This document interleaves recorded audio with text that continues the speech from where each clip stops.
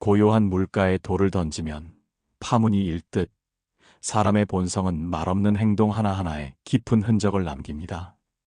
입으로 내뱉는 미사여구는 한낱 휘발성 강한 안개와 같지만 보이지 않는 곳에서 발현되는 진실한 태도는 그 사람의 영혼 깊숙한 곳을 비추는 거울과 같습니다. 우린 그 거울 속에서 때로는 놀랍도록 차갑거나 혹은 숨겨진 따뜻함을 발견하곤 합니다.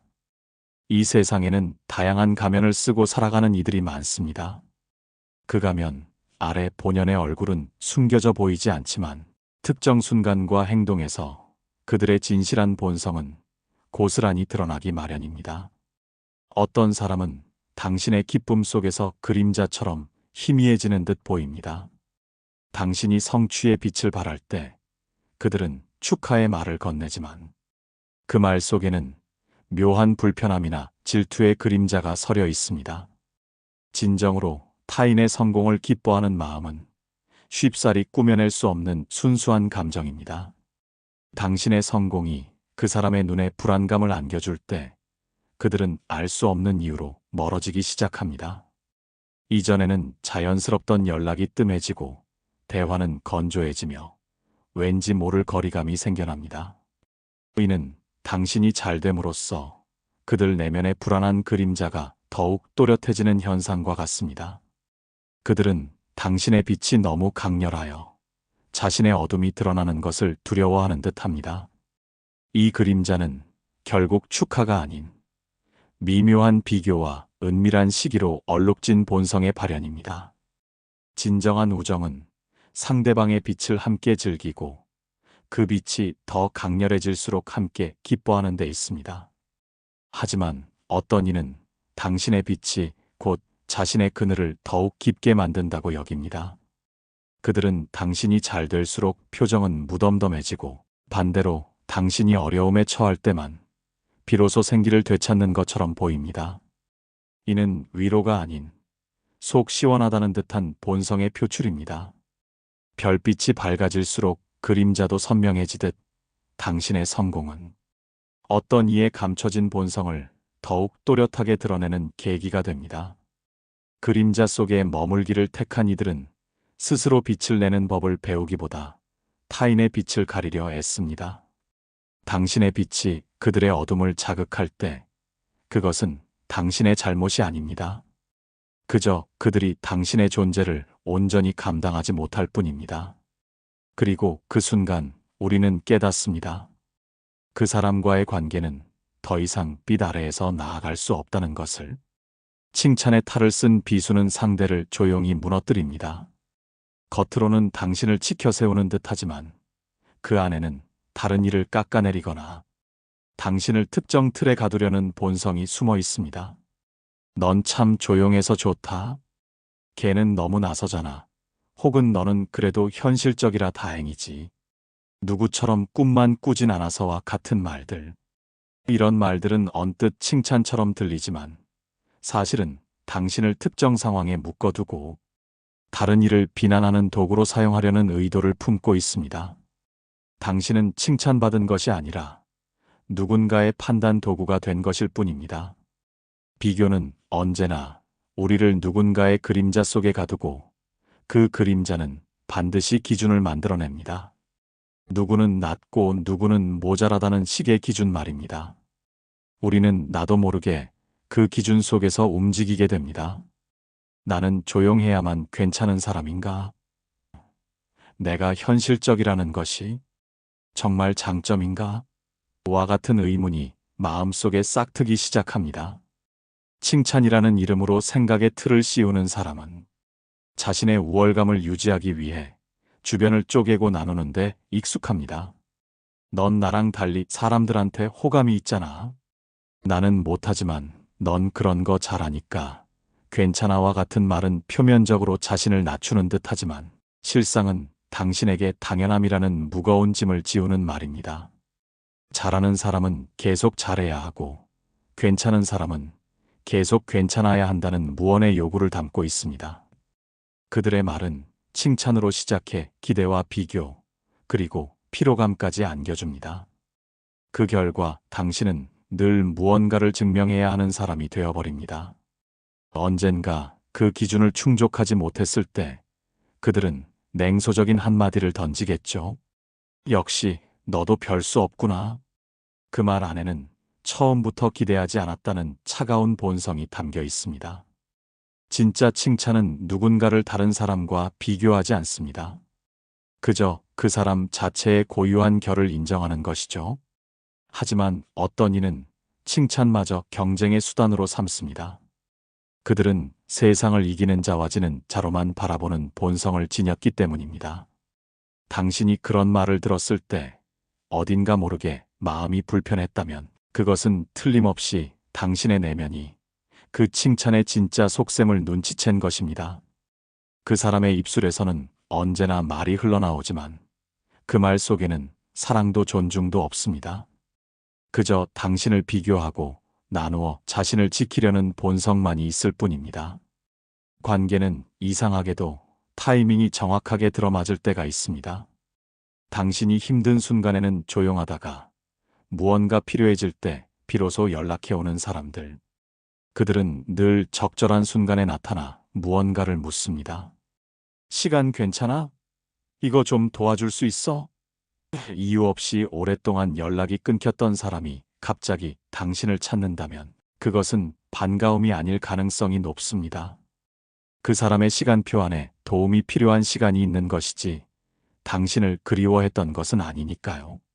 그들은 당신의 관심과 에너지를 자신의 일에 맞춰 쓰는데 익숙하며 그것을 우정이라 포장합니다.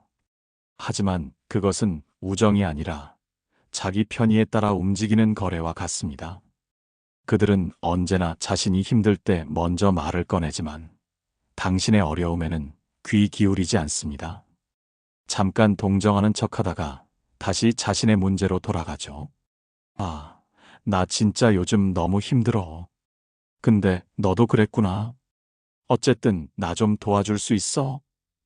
말끝마다 당신의 이야기를 들으려는 척하지만 결국 관심은 온전히 자기 자신에게 있습니다. 그들은 당신의 시간을 빌려 자신의 불편함을 덜어내고 싶은 것뿐입니다. 더 안타까운 것은 그런 사람일수록 도움받은 것에 대한 기억이 유난히 빠르다는 점입니다. 그때 내가 도와줬잖아. 내가 없었으면 어떻게 했을지 몰라. 하지만 그 말은 고마움이 아닙니다. 그것은 미래의 청구서를 위한 포석이며 다음에도 해줘야 해라는 암시이자 넌 그런 사람이라는 틀을 씌우기 위함입니다. 관계에서 필요에 의해서만 엮인 시간은 서로를 고갈시킵니다. 진정한 관계는 아무것도 필요하지 않을 때에도 마주 앉을 수 있어야 합니다. 말이 없더라도 어떤 계산도 없이 그저 그 자리에 있다는 것만으로 마음이 편안해지는 사이 말입니다. 하지만 그들은 그렇지 않습니다. 당신의 존재를 하나의 기능으로 여깁니다. 말을 잘 들어주는 사람, 정리해주는 사람, 혹은 해결해주는 사람으로 말입니다. 당신이 잠시 지쳐 말을 아끼기 시작하면 그들은 이렇게 말할 겁니다. 요즘 왜 그래? 예전엔 안 그랬잖아. 그것은 변화를 묻는 질문이 아닙니다. 그들은 단지 당신이 더 이상 쓸모없다는 신호를 감지했을 뿐입니다. 별이 자기 힘으로 빛나지 않는 밤이 있습니다. 누군가는 달빛을 빌려 자신의 존재를 증명하려 하듯 어떤 사람은 당신이라는 빛이 있을 때만 곁에 머뭅니다. 하지만 기억하세요. 진짜 빛은 다른 빛이 사라져도 여전히 그 자리에 남아 있습니다. 그 사람과의 관계가 필요할 때만 시작되고 불필요해지면 끝난다면 그것은 본성이 말해주는 것입니다. 이 관계는 더는 나눌 것이 없다고. 사과의 형식을 빌려 책임을 회피하는 본성은 가장 교묘합니다. 누군가가 잘못을 저질렀을 때 가장 먼저 해야 할 일은 진심 어린 사과입니다. 하지만 그 사과가 오히려 더 큰 상처가 될 때가 있습니다. 말로는 미안하다고 하지만 그 말 뒤에 따라오는 설명과 핑계는 그 사람의 본질을 고스란히 드러냅니다. 그때 내가 너무 힘들어서 그랬어. 내 의도는 그게 아니었어. 나는 그냥 너 생각해서 그런 거였는데. 이런 말들 익숙하지 않으신가요? 표면적으로는 사과처럼 보이지만 사실은 자신의 행동을 정당화하려는 포장입니다. 그들은 미안하다고 말하면서도 책임은 끝내지지 않아요. 결국 잘못은 상황 탓, 감정 탓, 혹은 당신이 예민했기 때문이 되어버립니다. 진정한 사과는 이유 없이 무릎을 꿇는 용기에서 시작됩니다. 하지만 본성이 교묘한 사람은 그 무릎조차 조건부로 꿇습니다. 내가 사과하면 너도 좀 이해해줘야 해. 솔직히 내 반응도 과했잖아. 이런 말 속에는 자신이 전부, 책임질 수 없다는 메시지가 담겨 있습니다. 그것은 미안함이 아니라 갈등을 얼버무리기 위한 계산입니다. 더 나아가 이들은 사과를 도구로 사용하기도 합니다. 미안해 한마디를 툭 던지고 그걸로 모든 것이 끝났다고 여깁니다. 그러고는 다시 똑같은 행동을 반복하죠. 그 반복은 습관이고 습관은 결국 그 사람의 진짜 마음입니다. 또 그러네. 또 이렇게 끝나네. 이런 말이 머릿속에 맴돌기 시작하면 그것은 단지 실수가 아니라 그 사람의 본성이 문제라는 신호입니다. 밤이 깊어질수록 소리는 더욱 선명해집니다. 사과도 마찬가지예요. 그 말의 음색, 길이, 맥락을 찬찬히 듣다 보면 이 사과가 진심인지 아니면 도피인지 분명히 알 수 있습니다. 사과를 쉽게 하는 사람일수록 책임은 무겁게 지지 않으려 합니다. 그들은 자신의 마음이 가벼워지는 데만 집중하죠. 당신이 받은 상처가 그들의 말 한마디로 무너져도 그것은 중요하지 않습니다. 오직 자기의 편안함이 그들의 사과 목적이기 때문입니다. 그러니 기억하세요. 사과는 시작이어야지 끝이 되어선 안 됩니다. 그리고 그 사과가 늘 당신만을 향하게 만든다면 그것은 사랑도 배려도 아닙니다. 그것은 본성이 끝까지 책임을 회피하려는 방식일 뿐입니다. 농담이라는 포장 뒤에 숨겨진 잔인한 본성도 있습니다. 사람은 웃으며 상처를 줄 수 있습니다. 더 무서운 것은 그 상처를 받은 사람이 자신이 왜 아픈지도 모르고 혼자 자책하게 된다는 점입니다. 에이, 농담이야. 그 정도도 못 받아들이면 어쩌냐? 장난인데. 왜 그렇게 심각하게 받아들여? 이런 말은 누군가의 입에서는 재미로 시작되지만 누군가에게는 깊은 상처로 남습니다. 하지만 본성이 어두운 사람은 그 경계를 의도적으로 흐립니다. 자신의 말이 상대를 얼마나 아프게 하는지 알면서도 농담이라는 방패 뒤에 숨는 것이죠. 그 순간 상처는 사라지지 않습니다. 다만 당신이 그 아픔을 표현할 기회를 잃게 될 뿐입니다. 그들은 늘 분위기를 맞춥니다. 모두가 웃고 있을 때 당신만 불편한 표정을 지으면 그들은 오히려 당신을 탓합니다. 분위기 망치지 마.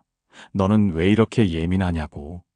하지만 분위기를 해치는 것은 웃기지 않은 농담이었고 예민한 것이 아니라 그냥 당연히 느껴야 할 감정이었을 뿐입니다. 그들은 잘 압니다. 자신이 한 말이 위험하다는 것을. 하지만 그 불편함을 당신이 감당하게 만들려는 본성이 그 말투 안에 고스란히 숨어 있습니다. 그리고 시간이 지나면 이런 식으로 당신의 마음을 흔듭니다. 너는 진짜 재미없다.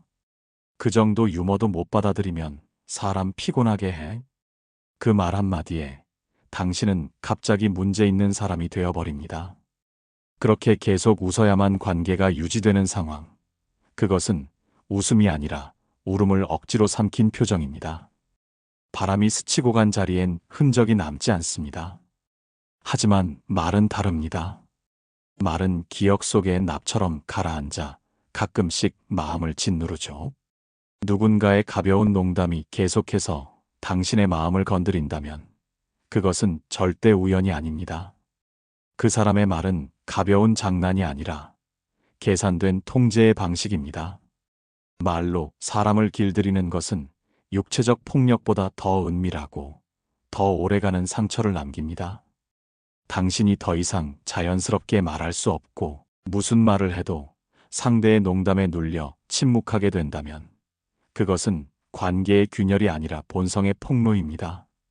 농담이라는 이름으로 당신을 조용하게 만드는 그 사람. 그 사람은 지금 자신의 본심을 웃음으로 포장하고 있는 것입니다. 경계를 허물고 침범하는 본성 또한 잊지 말아야 합니다. 가까운 사이일수록 지켜야 할 선이 있습니다. 그 선은 벽이 아니라 존중이라는 다른 이름입니다. 하지만 어떤 사람은 그 선을 넘는데 익숙합니다. 그리고 그것을 편한 사이니까라고 말합니다. 내가 널 얼마나 잘 아는데, 야, 우리끼리 그런 거 따지냐?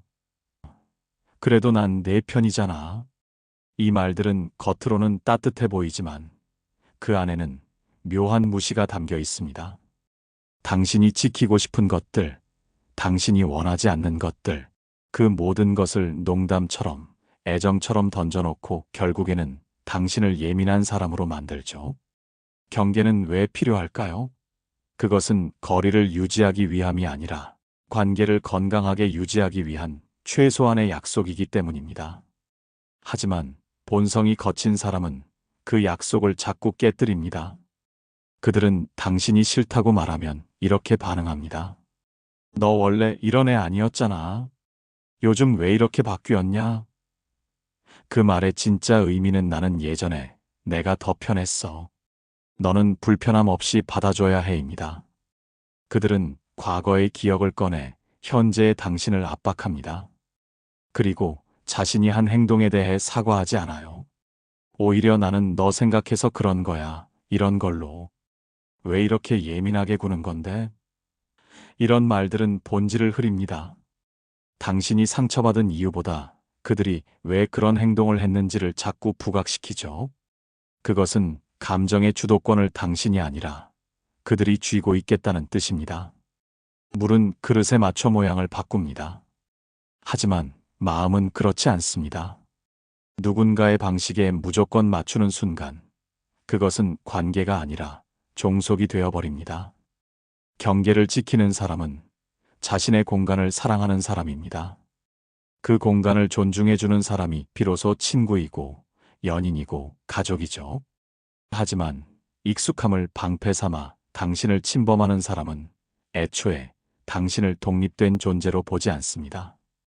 그들에게 당신은 항상 받아주는 사람, 언제든 조정 가능한 사람일 뿐입니다. 경계를 그렸을 때 그 선 너머로 다가오는 사람이 아니라 그 선을 비웃는 사람, 그 사람이야말로 관계라는 이름으로 당신을 파고드는 본성의 진짜 얼굴입니다. 가까이 있다고 다 같은 마음이 아닙니다. 가깝다는 이유로 당신을 무시한다면 그것은 거리보다 더 멀어진 마음이라는 증거입니다. 사람은 누구나 관심을 원합니다. 하지만 그 관심이 언제나 조건을 달고 온다면 그것은 관심이 아니라 조율입니다. 그리고 어떤 사람은 그 조율을 아주 능숙하게 합니다. 그들은 늘 당신을 관찰합니다. 당신이 무너졌을 때는 가만히 있고 당신이 다시 일어서려 할 때 조심스럽게 다가오죠. 그들의 애정은 상황에 따라 움직이는 온도계처럼 늘 변하고 흔들립니다. 예전엔 당신의 말을 잘 들어주던 사람이 요즘은 짧게만 답하는 이유, 당신이 조금 바빠졌을 뿐인데 연락이 뚝 끊긴 이유, 그 모든 것은 단 하나, 그들이 느끼기에 당신이 쓸모 없어졌다는 신호예요. 선택적 관심은 언뜻 보면 무심함처럼 보이지만 사실은 철저한 계산입니다. 그들은 항상 지금 너에게 주는 만큼 내가 얻는 게 있는가? 를 따져요. 그래서 당신이 밝게 웃고 있을 땐 곁에 머물다가 당신이 잠시 주춤하면 조용히 발을 뺍니다. 그리고 다시 당신이 주목받기 시작하거나 무언가 성취를 이루면 마치 아무 일도 없었던 듯 다시 다가오죠. 요즘 잘 나간다며? 아, 연락 못해서 미안. 하지만 그 말 뒤엔 진심보다 기회가 숨어 있습니다. 그들은 당신의 성장을 기뻐하는 것이 아니라 이제 와서 다시 당신 곁에서도 되겠다는 판단을 하는 것이죠. 이런 관계는 따뜻한 것 같지만 늘 차갑습니다. 당신이 조건을 충족할 때만 사랑받는 느낌. 그 사랑은 늘 유효기간이 짧고 그 유효기간은 오롯이 당신의 성과로만 결정됩니다. 그리고 당신은 어느 순간부터 지치기 시작합니다. 더 잘해야, 더 밝아야, 더 멋져야만 그 사람이 날 떠나지 않을 것 같다는 불안감. 그것은 사랑이 아닙니다. 그것은 통제이고 당신을 고립시키는 고요한 압박이에요. 햇살은 조건 없이 내리쬐입니다. 하지만 그 햇살을 자기 뜻대로 가릴 수 있다고 믿는 사람은 결국 그늘 속에 살게 되죠. 조건부 애정은 처음엔 보이지 않지만 지속될수록 당신의 마음의 틈을 만들고 그 틈은 곧 균열이 됩니다. 당신의 모습을 상황 따라 판단하고 당신의 가치를 성공 여부로 가늠하는 사람. 그 사람의 본성은 당신을 있는 그대로 받아들이지 못합니다. 그것은 애정이 아니라 통제된 소비입니다. 그리고 당신은 그 소비의 대상이 되어선 안 됩니다. 그 사람이 주는 선택적 애정에 마음을 두지 마세요. 당신은 조건 없이 존재 자체로 소중한 사람이니까요. 어느 날 아무런 말도 없이 조용히 멀어지는 사람이 있습니다. 그것은 싸움도 다툼도 아니었어요. 단지 연락이 줄고 대화가 끊기고 그 사람의 자리만 텅 비어가는 공허함만이 남습니다. 마치 안개처럼 스며들었다가 아무도 모르게 사라지는 본성과 같습니다. 이러한 이별은 그 어떤 말보다 더 날카로운 칼날처럼 당신의 마음에 깊은 상처를 남깁니다. 그들은 떠나는 이유조차 설명하지 않습니다. 그저 존재하지 않는 그림자처럼 사라질 뿐이죠. 당신은 왜 자신이 버려졌는지, 무엇을 잘못했는지 끝없이 자책하게 됩니다.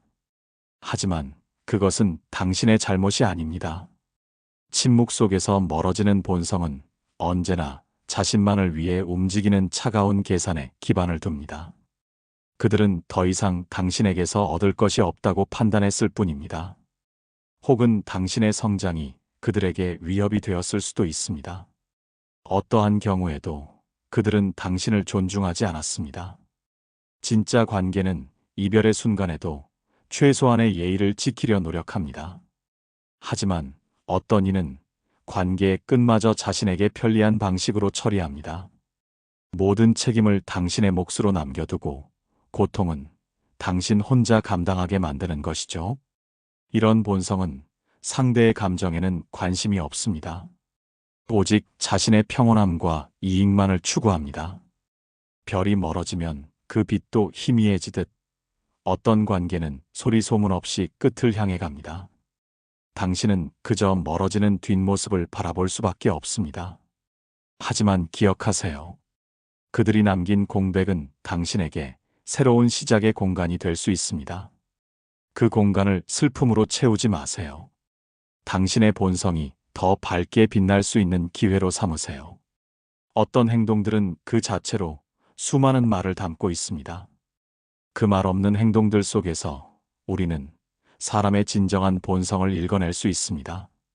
이 글에서 언급된 행동들을 마주했을 때 당신의 마음이 불편하고 시린 감정을 느꼈다면 그것은 당신의 직관이 그 사람의 본성을 정확히 꿰뚫어 본 것입니다. 우리는 모두 자신의 가치와 존엄성을 지킬 권리가 있습니다.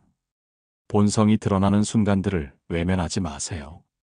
그것은 당신을 보호하고 당신의 삶을 더 건강하고 진실한 관계들로 채워나갈 수 있는 지혜의 시작입니다. 당신은 당신의 빛을 스스로 지킬 용기를 가져야 합니다.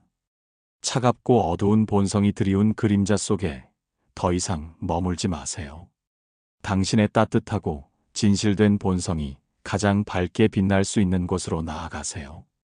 그곳에서 당신은 진정으로 빛나는 별이 될 것입니다.